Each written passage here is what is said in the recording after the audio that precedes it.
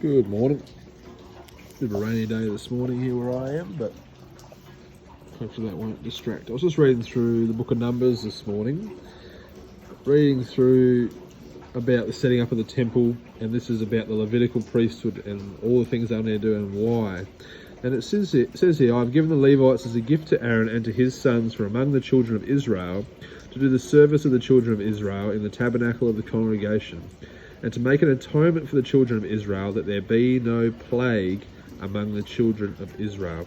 I found that really interesting. The reason that he was doing this was that there would be no plague among the children of Israel. And if you read, it just made me think, if you read through the Bible, there's 3 punishments that God would very regularly choose to use to punish his or other people. And that's famine, sword, like war, and pestilence or plagues. Famine, lack of food, sword, wars, and then pestilence, sicknesses. And he's going to use those. I just want to show you a few places, and then we'll make a quick little thought. One of these is in Ezekiel 5 verse 12. Ezekiel.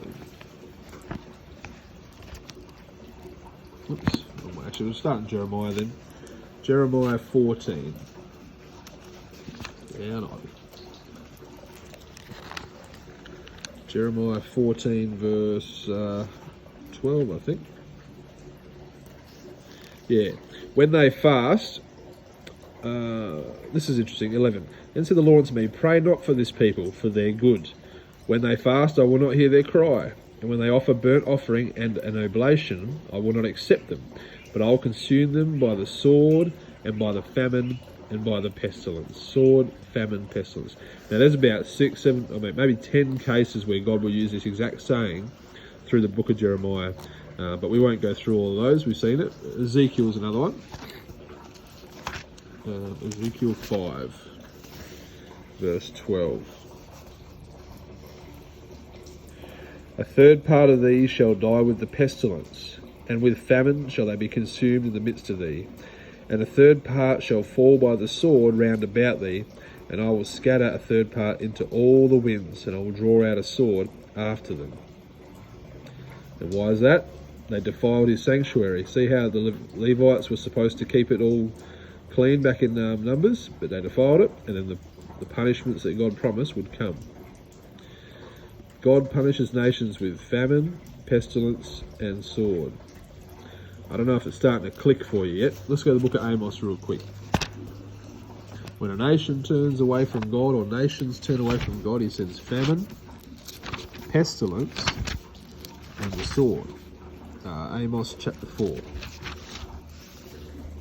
Verse 9.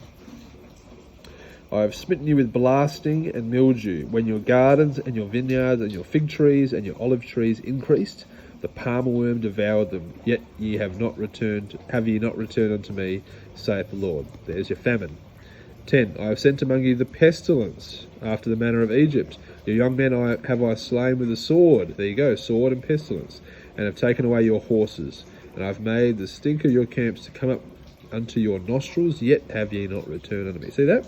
God uses these 3 things to bring people back to him, and he gets upset when they don't. And I'll go one more. 1 Chronicles 21. David actually had a choice between these 3 different punishments, and I thought it was pretty interesting. 1 Chronicles 21. David did some sin, and God said, okay, you're going to have to choose which punishment you're going to get. Verse 12.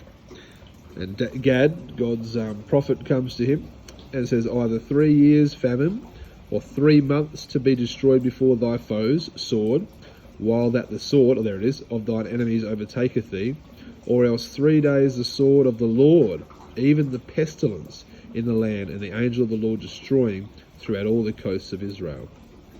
Now therefore advise thyself what word I shall bring again to him that sent me. So famine, pestilence, and sword. You look around at the world today, a world in whole, mostly, that is turning away from God. And what do we see? We see pestilence, COVID-19. We see the sword, wars breaking out, and everyone's talking about the big famine that's coming, and we're starting to see it. So what do you take away from this? Get on the right side of God. Amen. God bless you.